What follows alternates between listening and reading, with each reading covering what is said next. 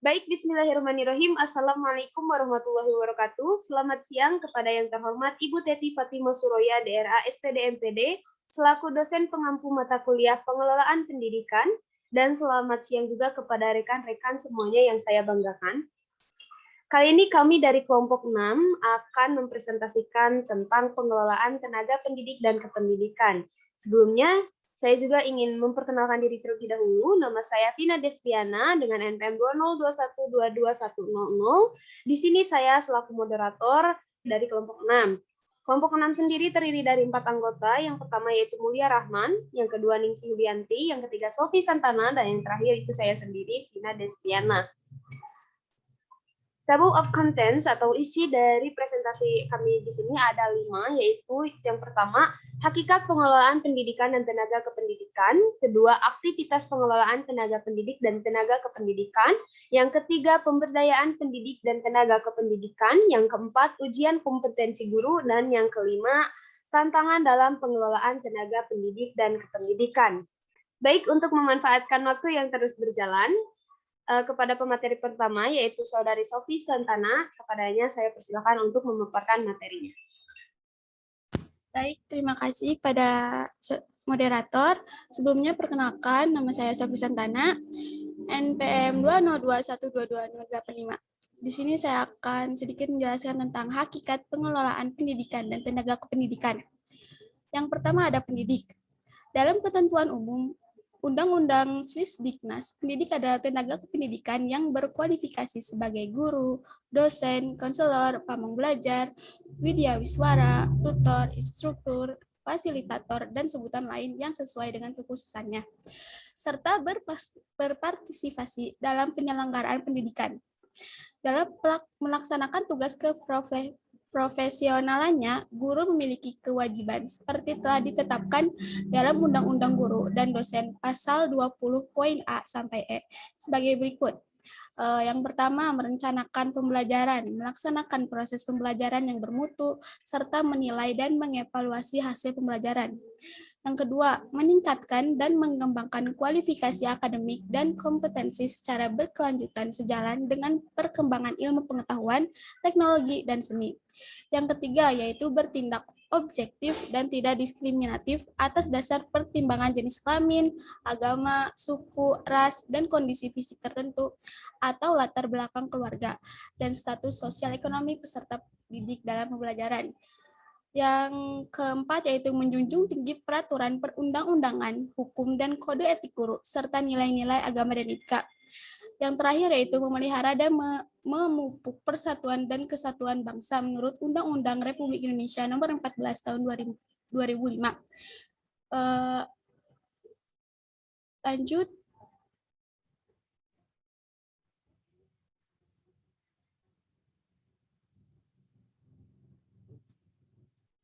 Boleh dilanjut PPT-nya?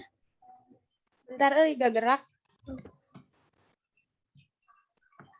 Nah. Yang kedua yaitu tenaga kependidikan. Tenaga kependidikan adalah anggota masyarakat yang mengabdikan diri dan diangkat untuk menunjang penyelenggaraan pendidikan, menurut Anwar Arifin. Nah, semua jenjang lembaga pendidikan harus memiliki tenaga kependidikan sebagai orang yang menentukan tingkat keberhasilan dan kelancaran dalam proses pembelajaran, yang meliputi kepala sekolah, sekolah madrasah, tenaga administrasi, tenaga perpustakaan, tenaga laboran, teknisi sumber belajar, dan tenaga kebersihan sekolah, menurut Undang-Undang Republik Indonesia Nomor 20 Tahun 2003. Nah, yang ketiga adalah tugas dan fungsi tenaga pendidik dan kependidikan. Secara khusus, tugas dan fungsi tenaga pendidik atau guru dan dosen didasarkan pada Undang-Undang Nomor 14 Tahun 2007, yaitu sebagai agen pembelajaran untuk meningkatkan mutu pendidikan nasional, pengembangan ilmu pengetahuan teknologi dan seni, serta pengabdi kepada masyarakat. Dalam pasal 6 disebutkan bahwa kedudukan guru dan dosen sebagai tenaga profesional bertujuan untuk melaksanakan sistem pendidikan nasional dan mewujudkan tujuan pendidikan nasional, yaitu berkembangnya potensi peserta didik agar menjadi manusia yang sehat, berilmu, cakap, kreatif, mandiri, serta menjadi warga negara yang demokratis dan bertanggung jawab. Dan yang keempat, yang terakhir adalah batasan dan tujuan pengelolaan tenaga pendidik dan kependidikan. Yang pertama kita bahas tentang batasan pengelolaan tenaga pendidik dan kependidikan. Manajemen atau pengelolaan tenaga pendidik dan kependidikan adalah aktivitas yang harus dilakukan mulai dari tenaga pendidik dan kependidikan masuk ke dalam organisasi pendidikan sampai akhirnya berhenti melalui proses perencanaan sumber daya manusia atau SDM. Perekrutan, seleksi, penempatan, pemberian kompensasi, penghargaan, pembinaan dan latihan, atau pengembangan dan pemberhentian. Lanjut kita bahas tentang tujuan pengelolaan tenaga pendidik dan kependidikan. Nah, tujuan manajemen atau pengelolaan tenaga pendidik dan kependidikan secara umum adalah yang pertama memungkinkan organisasi mendapatkan dan mempertahankan tenaga kerja yang cakap, dapat dipercaya, dan memiliki motivasi tinggi. Yang kedua, meningkatkan dan memperbaiki kapasitas yang dimiliki oleh karyawan. Yang ketiga, mengembangkan sistem kerja dengan kinerja tinggi yang meliputi prosedur, perekrutan dan seleksi yang ketat, sistem kompensasi dan insentif yang disesuaikan dengan kinerja, pengembangan manajemen serta aktivitas latihan yang terkait dengan kebutuhan organisasi dan individu. Yang keempat yaitu mengembangkan praktek manajemen dengan komitmen tinggi yang menyadari bahwa tenaga pendidik dan tenaga kependidikan merupakan stakeholder internal yang berharga, serta membantu mengembangkan iklim kerjasama dan kepercayaan bersama. Yang terakhir adalah menciptakan iklim kerja yang harmonis. Cukup sekian dari saya. Saya kembalikan lagi kepada moderator. Baik, terima kasih Saudari Sophie Santana atas penjelasannya. Untuk materi selanjutnya, langsung saja kepada Saudari Ningsi Yulianti, saya persilakan.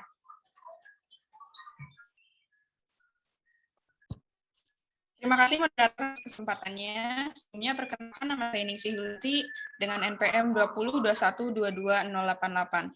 Pada kesempatan kali ini saya akan menjelaskan aktivitas pengelolaan tenaga pendidik dan tenaga kependidikan, pemberdayaan pengelolaan tenaga pendidik dan tenaga kependidikan, lalu yang terakhir ada mengenai uji kompetensi guru. Yang pertama kita mulai dengan aktivitasnya. Manajemen pendidik dan tenaga kependidikan atau sering disebut manajemen ketenagaan sekolah dapat didefinisikan sebagai aktivitas perencanaan, pengorganisasian, pemotivasian, pengendalian, dan penilaian pegawai di dalam sebuah organisasi pendidikan yang disebut sekolah. Dalam praktiknya, manajemen personalia mengelola pegawai sekolah sejak perencanaan penerimaan pegawai sampai pemberhentian pegawai. Pelaksanaan manajemen pendidik dan tenaga kependidikan sekolah atau SDM kependidikan sekolah di Indonesia sedikitnya mencangkup 6 poin.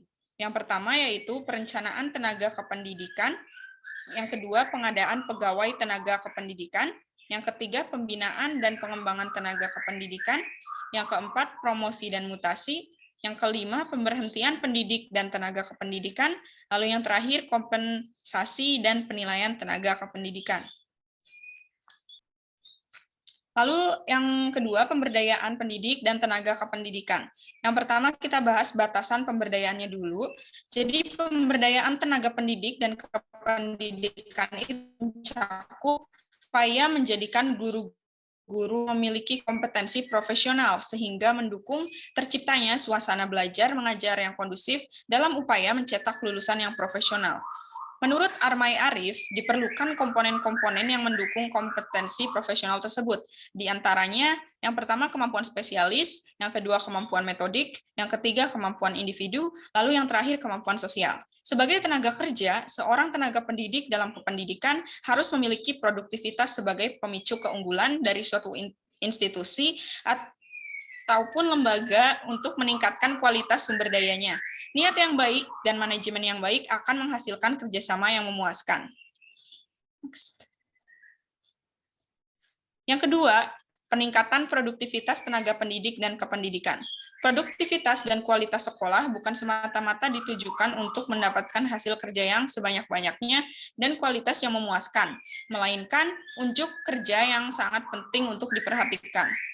Layham dan Wexley menyatakan bahwa performance Appraisals are crucial to the effectivity and management of an organization's human resource, and the proper management of human resources is a critical variable affecting an organization's productivity.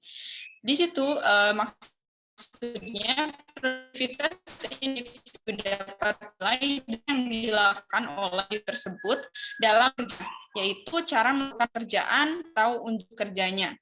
Produktivitas juga dapat ditinjau berdasarkan tingkatannya dengan tolak ukur yang dapat dilihat dari kinerja pendidik dan tenaga kependidikan sekolah. Lalu yang terakhir, pembinaan disiplin pendidik dan tenaga kependidikan. Pemerintah ataupun kepala sekolah harus mampu menumbuhkan disiplin pendidik dan tenaga kependidikan, terutama disiplin diri sendiri. Callahan dan Clark menyebutkan bahwa pemerintah dan kepala sekolah harus mampu membantu tenaga kependidikan untuk mengembangkan pola perilakunya supaya meningkatkan standar perilakunya dan menggunakan pelaksanaan aturan sebagai alat. Lalu uji kompetensi guru, namun di sini saya akan membahas pengertian kompetensinya saja. Jadi menurut Undang-Undang Republik Indonesia Nomor 1 Tahun 2005 tentang guru dan dosen, bab 4 pasal 8 pasal 13, bahwa sertifikasi guru akan mengujikan beberapa aspek, di antaranya kualifikasi akademik, kompetensi, sehat jasmani dan rohani, serta memiliki kemampuan untuk mewujudkan tujuan pendidikan nasional. Menurut McAshan, kompetensi adalah pengetahuan, keterampilan, dan kemampuan atas kapabilitas yang dimiliki oleh seseorang yang telah menjadi bagian dari dirinya sehingga mewarnai perilaku kognitif, afektif, dan psikomotornya. Demikian yang dapat saya sampaikan. Terima kasih atas perhatiannya. Saya kembalikan kepada moderator. Baik, terima kasih kepada Saudari Ningsi yang telah menjelaskan materinya dengan sangat jelas. Lalu untuk selanjutnya, pemaparan materi akan disampaikan oleh Saudari Mulia Rahman. Kepadanya saya persilahkan. Baik, terima kasih kepada moderator. Sebelumnya, perkenalkan diri terlebih dahulu. Nama saya Mulia Rahman dengan NPM 094. Di sini saya akan memaparkan 2 poin, yaitu ujian kompetensi dalam program sertifikasi guru dan pentingnya uji kompetensi dalam sertifikasi guru. Langsung saja kepada poin uji kompetensi dalam program sertifikasi guru. Kompetensi pedagogik. Dalam Standar Nasional Pendidikan, penjelasan pasal 28 ayat 3 butir A dikemukakan bahwa kompetensi pedagogik adalah kemampuan mengelola pembelajaran peserta didik yang meliputi pemahaman terhadap peserta didik, perancangan dan pelaksanaan pembelajaran, evaluasi hasil belajar, dan pengembangan peserta didik untuk mengaktualisasikan berbagai potensi yang dimilikinya. Ditambahkan Sanaki, aspek pada kompetensi ini berkaitan dengan aktualisasi diri dan menekuni profesi, jujur, beriman, bermoral, peka, luas, harmonis, berwawasan luas, berpikir kreatif, kritis, reflektif, dan mau belajar sepanjang hayat. Slide selanjutnya. Poin B ada kompetensi kepribadian. Dalam Standar Nasional Pendidikan, penjelasan pasal 28 ayat 3 butir B, dikemukakan bahwa kompetensi kepribadian adalah kemauan kepribadian yang mantap, stabil, dewasa, arif, berwibawa, menjadi teladan bagi peserta didik, dan berakhlak mulia. Kemudian pada poin C, kompetensi profesional. Dalam Standar Nasional Pendidikan, penjelasan pasal 28 ayat 3 butir C, dikemukakan bahwa kompetensi profesional adalah kemampuan penguasaan materi pembelajaran secara luas dan mendalam yang memungkinkan pembimbing peserta didik memenuhi standar kompetensi yang ditetapkan dalam Standar Nasional Pendidikan.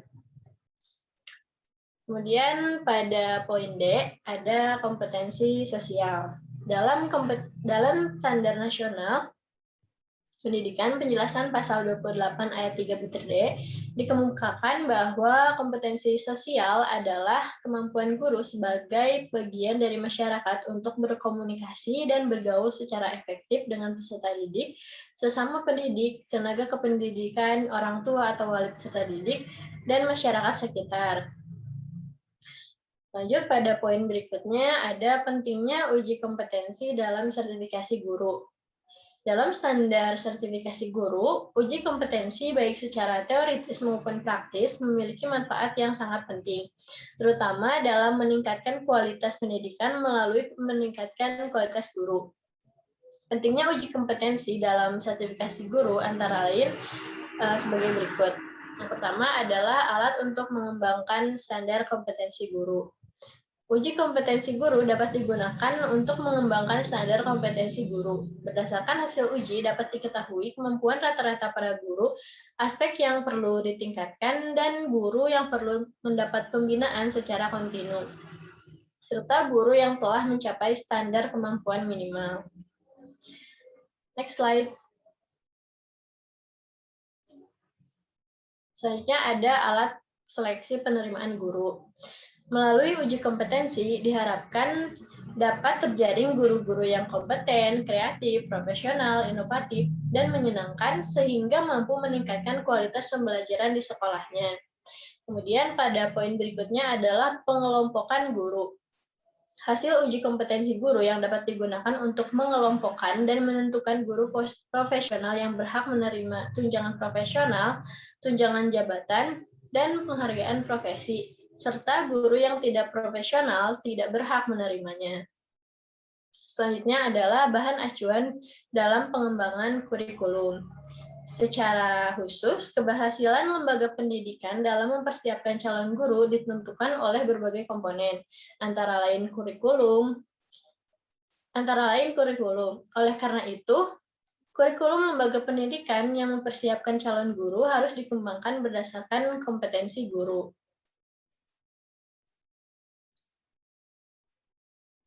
Selanjutnya adalah alat pembinaan guru.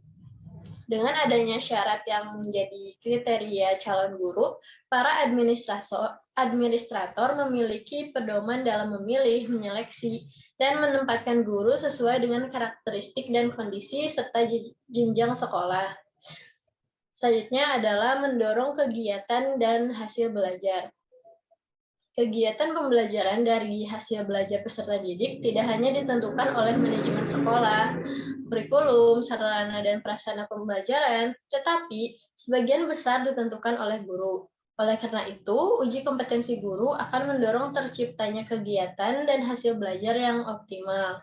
Hal ini dikarenakan guru yang teruji kompetensinya akan senantiasa menyesuaikan kompetensinya dengan perkembangan kebutuhan dan pembelajaran. Mungkin sekian yang dapat saya paparkan. Terima kasih. Saya kembalikan kepada moderator. Baik, terima kasih kepada Saudari Munia Rahman yang telah menjelaskan materinya dengan sangat baik. Selanjutnya untuk materi yang berikutnya akan dijelaskan oleh saya sendiri. Baik, di sini materinya tentang tantangan dalam pengelolaan tenaga pendidikan dan kependidikan. Gambaran tentang berbagai tantangan yang dihadapi dalam pengelolaan tenaga kependidikan antara lain ada beberapa, yaitu yang pertama, profesi dalam bidang kependidikan selain guru masih belum luas dikenal oleh masyarakat seperti laboran, pustakawan, dan lain-lain, sehingga kurang mendukung terhadap pengembangan profesi. Karena salah satu ukuran profesi adalah pengakuan dari masyarakat tentang eksistensi profesi tersebut. Yang kedua, adanya perilaku tenaga kependidikan yang kurang menguntungkan, seperti perilaku yang paternalistik yang terjadi karena keengganan bawahan untuk berpendapat atau karena dominasi atas terhadap bawahan itu teramat kuat. Kepatuhan semu, kekurangan mandirian dalam bekerja, konsensus yang menekankan pada perilaku penggarapan secara informal dan forum formal atau resmi hanya mengukuhkan dan adanya perilaku evasif, yakni tidak satunya kata dengan perbuatan. Berikutnya yang ketiga, perilaku tenaga kependidikan yang cenderung primordialisme, yaitu enggan meninggalkan tempat asalnya sehingga pemerataan tenaga ahli di bidang 16 kependidikan yang sulit dilaksanakan. Hal ini juga ditandai dengan sulitnya beradaptasi dengan lingkungan baru, sehingga mereka tidak mudah untuk bekerja di tempat baru. Yang keempat, yaitu mutasi yang terjadi di lingkungan organisasi pendidikan kadang berkonotasi buruk, akibatnya berpindah tenaga kependidikan dari satu wilayah ke wilayah lain sangat jarang dilakukan. Hal ini berakibat buruk kepada pengembangan staf, dengan kata lain wilayah yang kekurangan tenaga ahli akan sulit menerima suplai tenaga ahli yang baru. Yang kelima, yaitu produktivitas kerja masih dianggap rendah yang diakibatkan oleh kecerobohan dalam pelaksanaan kegiatan-kegiatan pengelolaan tenaga kependidikan itu sendiri, seperti perencanaan atau pengadaan tenaga kependidikan yang belum efektif, penyeleksian yang belum lancar, sistem imbalan yang belum memadai dan adil, dan pengawasan ketenagaan yang belum mendapat perhatian yang cukup. Dan yang terakhir di sini yaitu berbagai perubahan telah terjadi di luar sistem pendidikan atau sistem sekolah yang diakibatkan oleh lajunya pertumbuhan penduduk, kemajuan iptek dan perubahan-perubahan global, regional atau lokal yang terjadi dalam kondisi sosial, ekonomi, dan budaya. Perubahan-perubahan ini untuk sebagian telah membawa dampak yang kurang menguntungkan terhadap kondisi kehidupan dari para pegawai atau tenaga kependidikan yang hidup dalam lingkungan organisasi pendidik nasional sebagai sistem yang terbuka. Baik, dari hasil presentasi sebelumnya, kelompok kami menemukan kesimpulan bahwa dalam menjalankan sistem pengelolaan tenaga pendidik dan kependidikan, sesungguhnya bertujuan untuk mewujudkan sebuah sistem organisasi sekolah menjadi lebih terintegrasi. Hal ini akan terwujud jika pengelolaannya dilakukan secara komprehensif dan kontinuitas dengan mempertimbangkan berbagai aspek-aspek penunjang terkait pendidik dan tenaga kependidikan. Dengan pengelolaan yang baik dan sistematis, maka diharapkan akan terbentuk tenaga pendidik dan kependidikan yang saling bersinergi karena memiliki fungsi dan tugas-tugas yang saling menunjang satu sama lain. Dan yang paling penting dan harus selalu diingat adalah bahwa tenaga pendidik dan kependidikan merupakan dua profesi yang sangat urgensi dan strategis dalam pembentukan karakter bangsa dan meningkatkan kualitas sumber daya manusia, khususnya dalam lembaga satuan pendidikan. Sekian presentasi dari kelompok kami. Mohon maaf atas segala kekurangan dan kesalahan dari kelompok kami. Untuk sesi selanjutnya yaitu sesi tanya jawab yang akan dilakukan pada forum WA Group. Saya tutup dengan ucapan hamdalah. Alhamdulillahirabbil alamin. Wassalamualaikum warahmatullahi wabarakatuh.